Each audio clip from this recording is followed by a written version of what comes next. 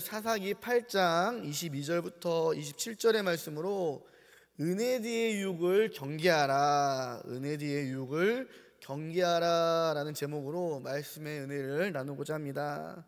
우리가 이 여름 동안에 유치부에서부터 청년부에 이르기까지 이 여름 성경학교 또 캠프 또 수련회를 통해서 많은 말씀의 감동과 은혜를 받았고요. 우리 성도님께서도 이어서 이 지방 연합성회를 통해 우리 박형민 목사님을 통해서 말씀의 많은 은혜 받은 줄을 믿습니다.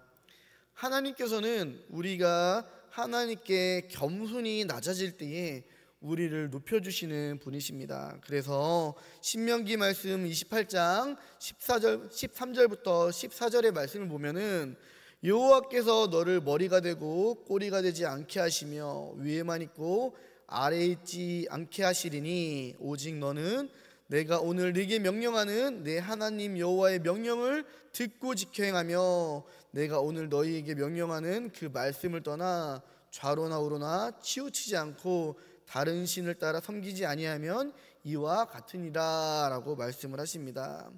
하나님께서는 낮은 자를 높여주십니다. 우리를 꼬리가 아니라 머리를 되게 하는 그런 원하시는 분이세요. 그래서 양을 돌보던 이 목동 다윗을 이스라엘의 가장 위대한 왕으로 세워주셨고요.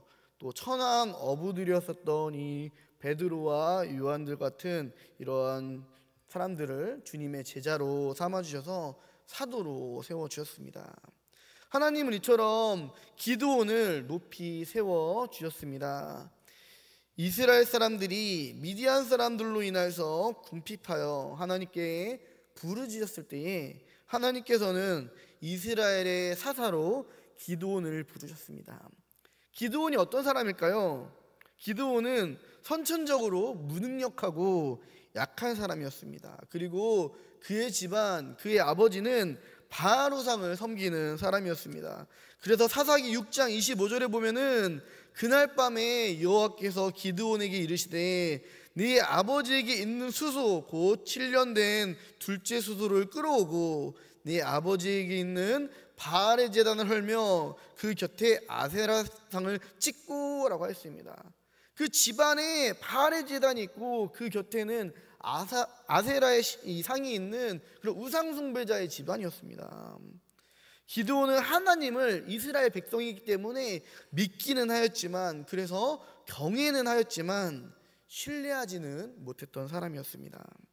그래서 하나님께서 그를 찾아왔을 때에 하나님을 만났다라는 그 두려움 때문에 명령을 따라 그 자신의 집과 성읍에 있는 모든 바알과 아세라의 우상들을 파괴는 했지만 여전히 하나님의 능력은 잘 믿지 못했습니다. 심지어 기드온은 하나님의 능력을 시험하기까지 합니다. 아침마다 내리는 이슬과 양털로 하나님의 능력을 내 눈으로 내가 직접 경험하고 확인하려는 거였습니다. 그래서 처음에는요, 주변 땅은 말라 있는데 이 양털만 젖어 있도록 하나님을 시험합니다. 우리말 성경으로 사사기 6장 36절부터 37절의 말씀을 우리 함께 읽겠습니다. 기드온이 하나님께 말했습니다. 만약 주께서 말씀하신 대로 저를 통해 주께서 이스라엘을 구원하실 것이라면 보소서, 제가 타작마당에 양털을 한 뭉치 놓아둘 것이니 만약 이슬이 양털 위에만 있고 땅바닥은 말라 있으면 주께서 말씀하신 대로 저를 통해 주께서 이스라엘을 구원하시는 줄로 제가 알겠습니다. 네, 아멘. 기드온은 이렇게 하나님을 온전히 믿지 못합니다. 그래서 하나님을 시험합니다. 그런데 정말로 하나님께서 이 말씀을 해줬죠. 이슬이 양털 위에만 있게 하고 땅바닥은 마르게 해줬죠. 그러면 우리는 이제 믿을 법도 한데 기드온은 그것을 더 신뢰하지 못하고 다시 한번 하나님께 시험을 합니다. 그 다음은 주변 땅은 젖어 있고 양털만 바짝 마르게 해달라는 거였어요. 그래서 사사기 6장 39절과 40절도 우리가 다시 한번 우리말 성경으로 읽겠습니다. 그러자 기드온이 하나님께 말했습니다. 제게 화를 내지 마십시오. 제가 한 번 더 말하겠습니다. 부디 한 번만 더 양털로 시험하게 해주십시오. 양털만 말라있게 하시고 땅바닥 모두에는 이슬이 있게 해주십시오. 그날 밤 하나님께서는 그렇게 하셨습니다. 양털만 말라있고 땅바닥에는 온통 이슬이 있었습니다. 아멘. 이것이 바로 기드온이라는 사람이에요. 의심이 많은 겁쟁이, 또 어떻게든 하나님을 확인하려고 하는, 시험하려고 하는 그런 사람이었습니다. 그러나 하나님께서는 이러한 기드온을 은혜의 자리로 인도해 주십니다. 꼬리에서 머리가 되게 해주십니다.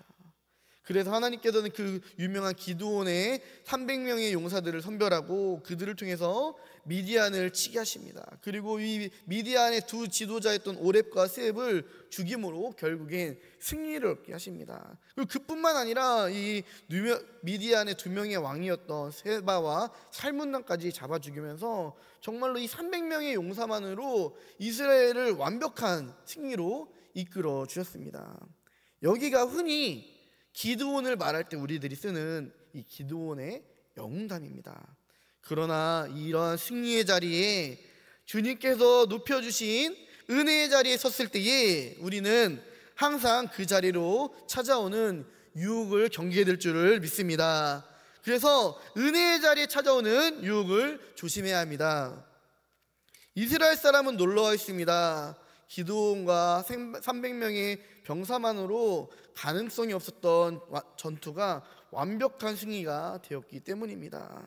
그래서 이스라엘 사람들은 기드온을 왕으로 삼으려 했습니다. 오늘 본문 22절의 말씀입니다. 그때에 이스라엘 사람들이 기드온에게 이르되 당신이 우리를 미디안의 손에서 구원하셨으니 당신과 당신의 아들과 당신의 손자가 우리를 다스리소서 하는지라. 아멘. 여기에서 이스라엘 사람들의 첫 번째 또 무지함이 드러납니다. 전쟁은 하나님께 속하는 것이며 이스라엘을 미디안의 손에서 구원하신 분은 하나님입니다. 기드온이 아니라 하나님인 거예요. 그런데 이스라엘 백성들은 기드온을 왕으로 삼으려고 합니다. 이때 기드온이 굉장히 은혜로운 말을 꺼냅니다. 23절의 말씀입니다. 기드온이 그들에게 이르되 내가 너희를 다스리지 아니하겠고 나의 아들도 너희를 다스리지 아니할 것이고 여호와께서 너희를 다스리시리라 하니라. 아멘. 얼마나 은혜로운, 얼마나 겸손한 말일까요? 이스라엘 사람들은요, 이 기드온의 이 말 한마디에 완전히 반해버립니다. 그냥 넘어가 버립니다. 생각해 보세요, 여러분들. 전쟁에도 능하고 겸손하기까지 한 이 얼마나 완벽한 사람일까요? 그런데 문제는 이어서 나타납니다. 기드온의 속마음이 여기서 드러납니다. 24절의 말씀입니다. 기드온이 또 그들에게 이르되 내가 너희에게 요청할 일이 있으니 너희는 각기 탈취한 귀고리를 내게 줄지니라 했으니 이는 그들이 이스마엘 사람들이므로 금 귀고리가 있었음이다. 아멘. 기드온은요, 겉으로는 하나님께 영광을 돌려요. 나는 겸손한 척해요. 그러나 그의 목적과 본심은 결국 육신의 정욕, 안목의 정욕, 이생의 자랑이었습니다. 그래서 은혜의 자리에는 반드시 육신의 정욕, 안목의 정욕, 이생의 자랑의 이런 유혹과 시험들이 우리에게 찾아옵니다. 요한일서 2장 15절부터 16절의 말씀입니다. 이 세상이나 세상에 있는 것들을 사랑하지 말라. 누구든지 세상을 사랑하면 아버지의 사랑이 그 안에 있지 아니하니 이는 세상에 있는 모든 것이 육신의 정욕과 안목의 정욕과 이생의 자랑이니 다 아버지께로부터 온 것이 아니요 세상으로부터 온 것이니라. 아멘. 육신의 정욕은요, 하나님께서 허락하지 않은 일들을 하는 죄입니다. 하나님께서는 아담과 하와에게 모든 것들을 허락해 주셨죠. 그러나 한 가지, 선악과만은 금하셨습니다. 그런데 아담과 하와는 그 놀라운 에덴 동산에서 모든 것을 다 누릴 수 있으면서 이 먹음직한 선악과를 보자 육신의 정욕 곧 먹고 싶은 유혹이 찾아왔습니다. 창세기 3장 6절의 말씀입니다. 여자가 그 나무를 본즉 먹음직도 하고 보암직도 하고 지혜롭게 할 만큼 탐스럽기도 한 나무인지라 여자가 그 열매를 따먹고 자기와 함께 있는 남편에게도 주매 그도 먹은지라. 아멘. 네, 두 번째로 안목의 정욕은 보는 것의 유혹을 뿌리치지 못하는 죄입니다. 하하가요 어느 날 지나가다가 그 선악과를 보았어요. 보는 것은 죄가 아니에요. 우리도 실수로 무언가를 볼 수 있어요. 그런데 계속 볼수록 더 보고 싶습니다. 보암직하다라고 했습니다. 볼수록 계속 보고 싶은 거예요. 다윗은요, 다윗의 자신의 충직한 부하였던 우리아의 아내 밧세바가 목욕하는 것을 성 위쪽에서 우연히 보게 되었습니다. 실수로 볼 수 있겠죠. 그러나 이 성이니까, 높은 곳이니까 아래에 있는 모든 일들을 두루 볼 수 있겠죠. 실수로 보게 된 것은 죄가 아닙니다. 그러나 이것이 죄인 줄 알면서 다윗은 계속 보았습니다. 그래서 안목의 정욕은 곧 육신의 정욕으로 이어지는 것이에요. 결국 다윗은 우리아 장군을 최전선에 홀로 보내 죽게 만들고 그의 아내를 취하게 됩니다. 그래서 십계명의 정말 많은 부분들을 한꺼번에 이제 범하게 되죠. 예수님께서는 마태복음 5장 28절에 나는 너에게 이르노니 음욕을 품고 여자를 보는 자마다 마음이 이미 간음하였느니라 라고 말씀합니다. 우리가 잘생긴 사람 또 예쁜 사람을 보는 것은 죄가 아닙니다. 우리 길 가다가 예쁜 사람들 보면은요 가끔씩 시선이 갈 때가 있어요. 옆에 아내가 있는데도 와 이쁘다면서 그냥 쓱 지나갈 때도 있어요. 예, 그런데 이게 죄는 아니라는 거예요. 물론 아내한테는 죄가 되겠죠. 제가 죄인이 되겠죠. 근데 이거 자체가 죄는 아니라는 거예요. 그러나 그 안에 나의 정욕이 들어가는 순간 그 유혹에 눈을 돌리지 않고 계속 쳐다보는 순간 이것이 죄가 된다라는 것입니다. 마지막으로 이생의 자랑은요 내가 이 세상을 살면서 자랑하고 싶은 것, 내세우고 싶은 것들입니다. 이것은 교만의 시작입니다. 하하가 선악과를 보았을 때 이것을 먹으면 지혜로워질 것 같았습니다. 하나님과 같이 될 것 같았습니다. 이 솔로몬 왕과 히스기야 왕도 하나님의 놀라운 은혜로 그 나라가 강대해졌죠. 그들의 삶이 부유해졌지만 이것을 자랑할 때에 더 욕심내었을 때에 결국 그것이 자신의 우상과 올무가 되고 말았습니다.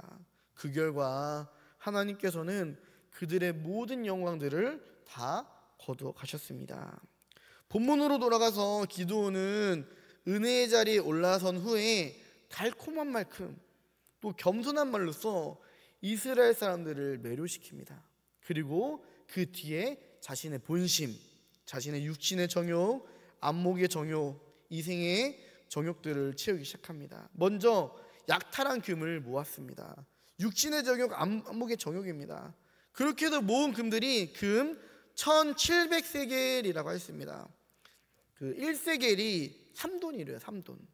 오늘날 2025년 기준으로 금값이 많이 올랐죠. 그래서 순금 1돈이 65만 원 돈이라고 하네요. 제가 기억하기로는 이제 30만 원까지가 제가 기억했는데 지금 2배가 더 올라서 순금 1돈이 정가로는 65만 원이라고 합니다. 그러면은 1700세겔은 금 5100돈이래요. 5100돈. 오늘날의 가치로만 하면요 33억 1억 5천만 원이라고 합니다. 1,500만 원이라고 합니다. 기드온은 이 금덩어리를 다 녹여 대제사장들만 입을 수 있는 예봇, 이 에봇을 만듭니다. 그리고 자신의 성읍에도 모든 사람들이 이것을 볼 수 있도록 만들어 놓습니다. 이게 이생의 자랑이에요. 이생의 자랑. 내가 대제사장인 것처럼, 내가 하나님인 것처럼 기드온은 이 에봇의 형상을 한 우상을 만든 것입니다. 이러한 기드온의 행위를 보며 하나님께서는 성경에서 이렇게 말씀하십니다.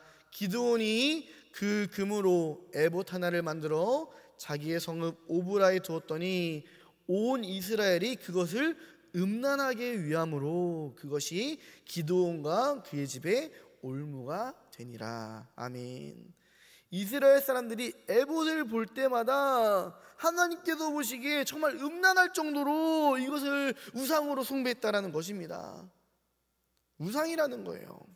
기드온은 말로는 나와 내 아들들은 자신들이 이 나라를 너희들을 다스리지 않을 거고 하나님이 다스릴 것이라고 이렇게 얘기를 했지만 하나님을 앞세워서 결국에는 자신의 이러한 모든 정욕들을 채우는 죄를 범했다는 거예요.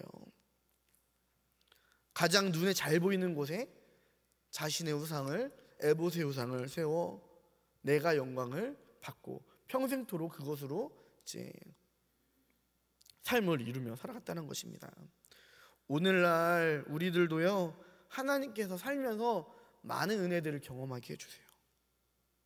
그런데 우리들이 그 은혜의 자리에 서 있을 때에 다 입으로는 하나님의 덕분입니다, 하나님께 영광을 돌립니다 라고 말은 하지만 그 가운데에 늘 나의 정욕, 나의 자랑을 채우는 이 기드온과 같은 실수를 범하지 않도록 늘 주님 안에서 신실하고 진실된 겸손의 사람이 될 수 있도록 늘 기도할 수 있는 저와 우리 성도님들 되시기를 간절히 소망합니다. 사단은요 꼭 은혜 받은 자들을 유혹해요. 은혜 받지 않은 사람들은요 건드릴 필요가 없어요. 이 사람들은 알아서 그 신앙들이 무너지기 때문에 건드릴 필요가 없는 사람들이에요. 그런데 가장 많이 은혜 받은 사람, 가장 하나님의 그 은혜와 영광의 자리에 있는 사람을 고미하게 찾아와 유혹을 합니다. 그래서 우리 목사님께서 늘 말씀하시죠. 내가 은혜 받은 그날에 그 안방에 들어가면 사단마귀가 나를 기다리고 있다고. 나를 어떠한 식으로 유혹하고 내가 받은 은혜를 다 날려버리는 그런 물거품을 만드는 그러한 시험과 유혹들이 있다라는 것입니다.